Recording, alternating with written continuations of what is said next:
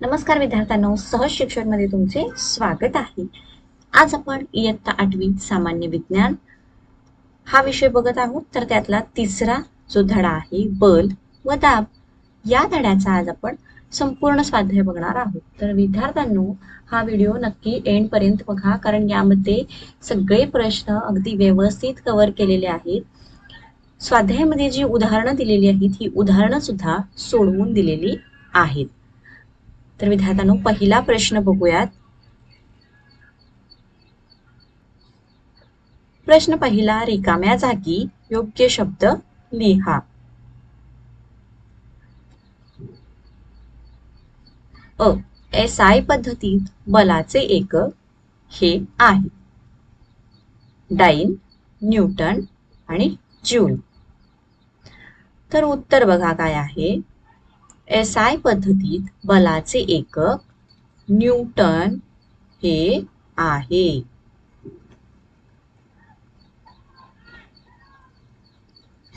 पुढे प्रश्न आ. आपल्या शरीरावर हवेचा दाबा इतका असतो। काय काय पर्याय दिलेले आहेत बघा। वातावरणीय, समुद्राच्या तळावरील, अंतराळातील। तर उत्तर काय आहे बघा। आपल्या शरीरावर हवेचा दाब वातावरणीय दाबा इतका असतो।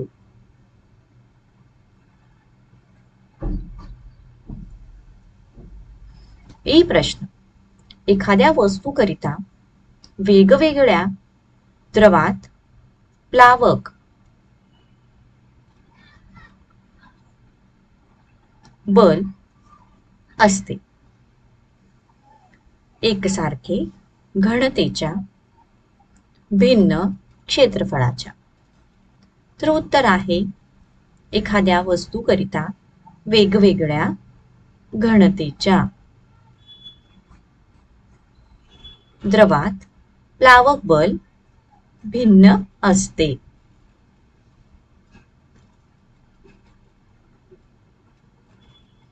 ई प्रश्न, दाबाचे SI पद्धतीतील एकक आहे न्यूटन पर मीटर क्यूब, न्यूटन पर मीटर स्क्वेअर, किलोग्राम पर मीटर स्क्वेअर, PA म्हणजे पास्कल मीटर स्क्वेअर।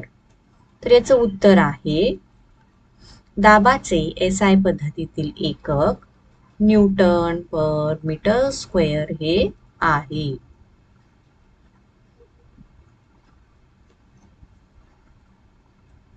चला विद्यार्थ्यांनो, प्रश्न दुसरा बघूयात। सांगा पाहू माझा जोडीदार कोण। त्यापूर्वी विद्यार्थ्यांनो, तुम्हाला व्हिडिओ आवडत असेल तर व्हिडिओला लाईक करा, चॅनलला सबस्क्राईब करा आणि तुम्हाला इतर कुठल्या विषयाचे स्वाध्यायाचे व्हिडिओ हवे असतील तर कमेंट बॉक्समध्ये तशी कमेंट आम्हाला नक्की कळवा।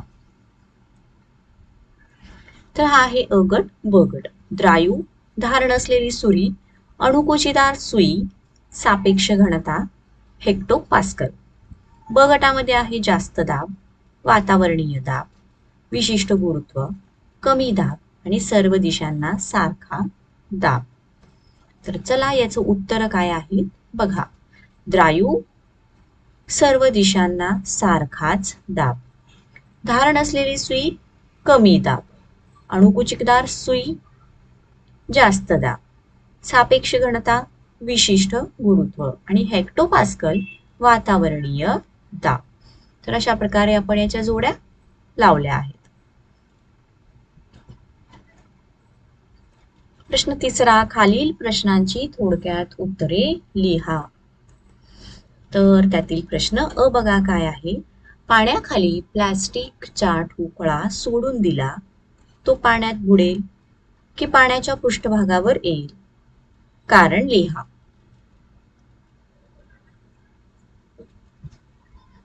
उत्तर, पाण्याखाली प्लास्टिकचा ठोकळा सोडून दिला तर तो पाण्याच्या पृष्ठभागावर येईल। याचे कारण, प्लास्टिकचा ठोकळा पाण्यात सोडून दिला असता त्यावर प्रयुक्त झालेल्या प्लावक बलाचे परिणाम प्लास्टिकची घनता पाण्याच्या घनतेपेक्षा कमी असल्याने ठोकळ्याच्या वजनाच्या परिमाणापेक्षा जास्त असते. परिणामी ठोकळ्यावरील एकूण बल वरच्या दिशेने असते. त्यामुळे तो ठोकळा पाण्याच्या पृष्ठभागावर येईल. तर व्यवस्थित उत्तर आपण याचं दिलेलं आहे. हा प्रश्न, माल वाहून नेणाऱ्या अवजड वाहनांच्या चाकांची संख्या जास्त का असते? तर याचं उत्तर बघा. दिलेल्या बलाने निर्माण होणारा दाब हा बल ज्या पृष्ठभागावर लावले आहे त्या पृष्ठभागाच्या क्षेत्रफळावर अवलंबून असते. पृष्ठभागाचे क्षेत्रफळ जितके जास्त असेल तितका दाब कमी होतो. तिसरा मुद्दा, भार वाहून नेणाऱ्या जड वाहनांना मोठ्या संख्येने चाके असतात, ज्यामुळे रस्त्याच्या संपर्कात आलेल्या चाकांच्या भागांचे क्षेत्रफळ वाढते. त्यामुळे दाब कमी होऊन टायर फुटत नाही. म्हणून माल वाहून नेणाऱ्या अवजड वाहनांच्या चाकांची संख्या जास्त असते. चला प्रश्न पुढचा बघूयात. आपल्या डोक्यावर सुमारे किती हवेचा भार असतो तो आपल्याला का जाणवत नाही? विद्यार्थ्यांनो उत्तर बघा. पहिला पॉइंट, आपल्या डोक्यावर हवेचा 1 ॲटमॉस्फिअर इतका हवेचा दाब असतो. आणि दुसरा मुद्दा, आपल्याला दाब जाणवत नाही कारण आपल्या शरीरातील पोकळी हवेने भरलेल्या असतात आणि धमन्या आणि शिरा रक्ताने भरलेल्या असतात. त्यांचा दाब वातावरणामुळे निर्माण झालेल्या दाबाला संतुलित करतो. त्यामुळेच आपल्याला वातावरणाचा दाब जाणवत नाही.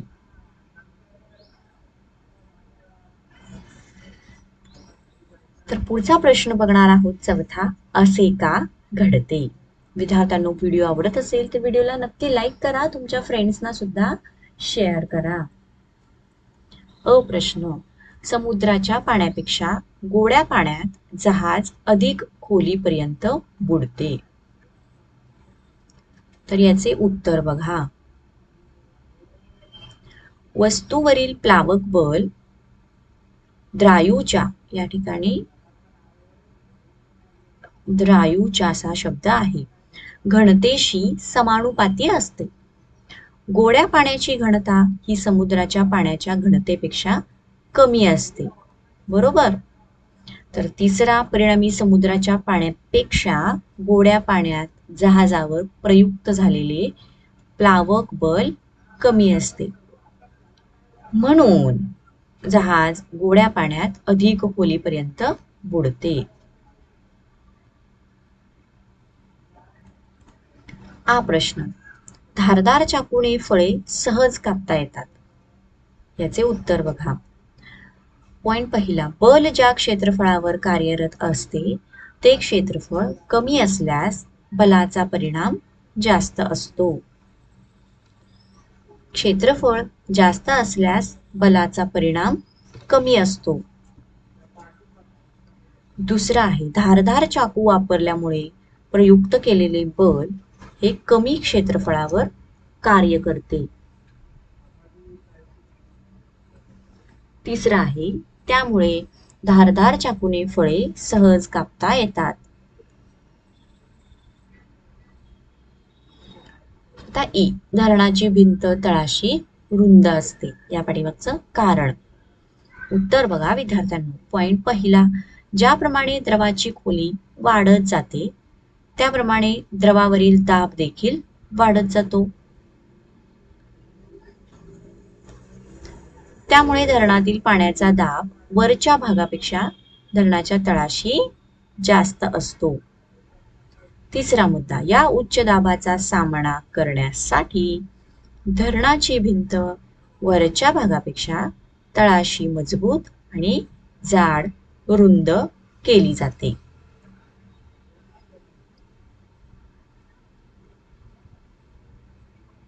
ई. थांबलेल्या बसने अचानक वेग घेतल्यास प्रवासी मागच्या दिशेला फेकले जातात. उत्तर पॉइंट पहिला. थांबलेल्या बसने अचानक वेग घेतल्यास त्यातील प्रवासी बसशी निगडीत असल्याने त्यांना बसची गती प्राप्त होते. प्रवाशांचा शरीराचा वरचा भाग मात्र जडत्व या गुणधर्मामुळे, इथे मुळे हा शब्द आहे, पूर्वीच्याच विराम अवस्थेत राहतो. त्यामुळे थांबलेल्या बसने अचानक वेग घेतल्यास प्रवासी मागच्या दिशेला फेकले जातात.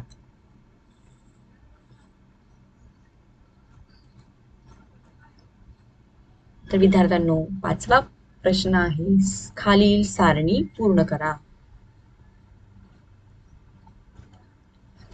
तर सारणी काय दिलेली आहे बघा. वस्तुमान किलोग्रॅम मध्ये, आकारमान मीटर क्यूब मध्ये आणि घनता किलोग्रॅम पर मीटर क्यूब मध्ये दिला आहे. तर या ठिकाणी वस्तुमान दिला आहे 350, आकारमान दिलेला आहे 175 आणि घनता काढण्यास सांगितलेला आहे. तर इथे बघा मी घनतेचे हे सूत्र दिलेलं आहे, वस्तुमान छेद आकारमान, हे आहे घनतेचं सूत्र. तर यानुसार जर आपण या दोन किमती यामध्ये घातल्या, म्हणजेच बघा या ठिकाणी आपण हे सोडवूया. घनता, या ठिकाणी घनता काढायची आहे. तर वस्तुमान आपल्याला दिलेलं आहे 350, आकारमान आहे 175, तर उत्तर किती येईल याचं? 2 किलोग्रॅम पर मीटर क्यूब. आता या ठिकाणी बघा वस्तुमान दिलेलं नाही आहे, आकारमान दिलेलं आहे आणि घनता दिलेली आहे.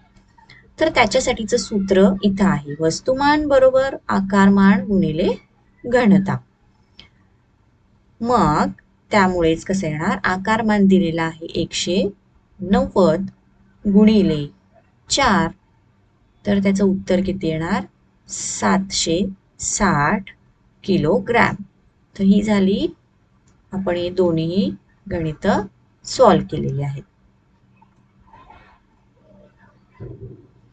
पुढे धातूची घनता, पाण्याची घनता आणि सापेक्ष घनता दिला आहे. तर पहिल्यामध्ये बघा, इथं आपल्याला धातूची घनता दिलेली नाही, पाण्याची घनता 10⁻³ म्हणजेच किलोग्रॅम पर मीटर क्यूब मध्ये दिलेला आहे आणि सापेक्ष घनता 5 दिलेली आहे. तर इथं दिलेलं आहे त्याचं सूत्र, धातूची घनता बरोबर सापेक्ष घनता गुणिले पाण्याची घनता.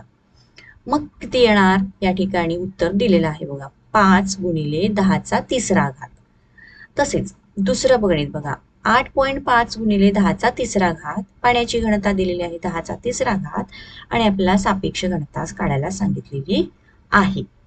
मग या ठिकाणी कसं येणार, सापेक्ष घनता बरोबर धातूची घनता छेद पाण्याची घनता येणार, म्हणजेच उत्तर किती येणार? 8.5. आता पुढे दिलेलं आहे वजन, क्षेत्रफळ आणि दाब. तर पहिल्या याच्यामध्ये वजन दिलेलं नाहीये, क्षेत्रफळ आणि दाब दिलेलं आहे. तर आपल्याला वजनचं हे सूत्र माहितीच आहे, दाब गुणिले क्षेत्रफळ. मग बघा किती होणार, दाब आहे 20,000 गुणिले क्षेत्रफळ दिलेलं आहे, तर याचं उत्तर येणार 800.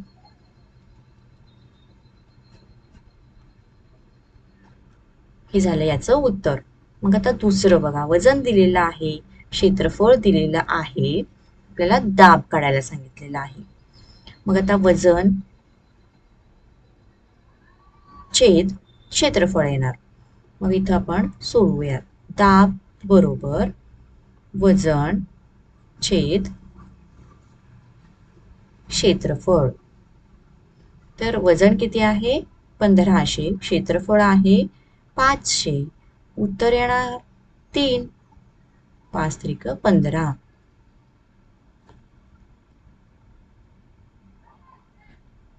चला विद्यार्थ्यांनो, पुढचा प्रश्न बघायचा आहे 6वा. एका धातूची घनता 10.8 गुणिले 10⁻³ किलोग्रॅम पर मीटर क्यूब आहे. तर धातूची सापेक्ष घनता काढा. तर त्याचं उत्तर 10.8 असणार आहे. किती आणि ते कसं येतं हे आपण बघूयात. तर धातूची घनता आपल्याला सूत्र माहितीच आहे. काय आहे धातूची घनतेचे सूत्र आहे बघा, सापेक्ष घनता बरोबर धातूची घनता छेद पाण्याची घनता. तर धातूची घनता किती दिलेली आहे 10.8 गुणिले 10⁻³ तर पाण्याची घनता किती असणार 1 गुणिले 10⁻³ म्हणजेच उत्तर आलं 10.8 किलोग्रॅम पर मीटर क्यूब. ठीक आहे, तर हे झालं आपल्या या प्रश्नाचं उत्तर. आपण अशा पद्धतीने सॉल्व्ह केलं. आता पुढे 7वा. एका वस्तूचे आकारमान 20 सेंटीमीटर पर क्यूब आहे आणि वस्तुमान 50 ग्रॅम आहे. पाण्याची घनता 1 ग्रॅम सेंटीमीटर -3 दिलेला आहे. तर ती वस्तू पाण्यावर तरंगेल की बुडेल. ठीक आहे, आपण आधी सोडवूयात. वस्तूची घनता वस्तुमान छेद आकारमान. तर ते किती दिलेलं आहे 50 आणि 20. 50/20 घेऊया आपण इथं 50/20. तर याचं उत्तर किती आलं 2.5 ग्रॅम पर सेंटीमीटर क्यूब. तर पाण्याची घनता त्यांनी किती दिलेली आहे 1 ग्रॅम पर सेंटीमीटर क्यूब दिलेलं आहे. म्हणजे या ठिकाणी वस्तूची घनता ही पाण्याच्या घनतेपेक्षा कशी आहे जास्त आहे. त्यामुळे वस्तू काय होणार पाण्यात बुडेल. वस्तू पाण्यात बुडेल. आता 8वा. एका 500 ग्रॅम वस्तुमानाच्या प्लास्टिक आवरणाने बंद केलेल्या खोक्याचे आकारमान 350 सेंटीमीटर क्यूब आहे इतके आहे. पाण्याची घनता 1 ग्रॅम सेंटीमीटर क्यूब असेल तर खोके पाण्यावर तरंगेल की बुडेल. मग सारखंच आहे. खोक्याने बाजूस सारलेल्या पाण्याचे वस्तुमान किती असेल बघूया त्याचं उत्तर. खोक्याची घनता म्हणजेच वस्तुमान त्याचं आणि त्याचा छेद आकारमान. त्याचं वस्तुमान किती दिलेलं आहे 500 आणि त्याचं आकारमान किती दिलेलं आहे 350.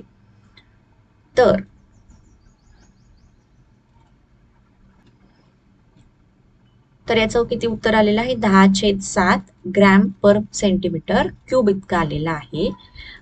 ठीक आहे, वस्तूची घनता इथे किती आलेली आहे 10/7 ग्रॅम पर सेंटीमीटर क्यूब आलेला आहे. तर त्यामुळे काय होईल खोक्याची घनता जास्त असल्यामुळे तो खोका पाण्यामध्ये बुडेल आणि खोके स्वतःच्या आकारमाना एवढे पाणी उत्सारेल. तर खोक्याने बाजूला सारलेल्या पाण्याचे वस्तुमान आपल्याला काढायचे आहे. तर ते खोक्याचे वस्तुमान आणि पाण्याची घनता या दोघांचा आपल्याला गुणाकार करायचा आहे. तर खोक्याचे वस्तुमान आपल्याला दिलेले आहे 350 आणि पाण्याची घनता पण दिलेली आहे. तर याचं किती येणार उत्तर 350 ग्रॅम इतकं उत्तर येणार. म्हणजे किती वस्तुमानाचे पाणी खोक्याने बाहेर सारलेलं आहे तर 350 ग्रॅम.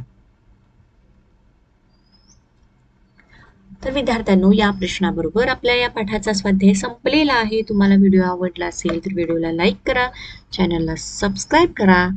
थँक्यू.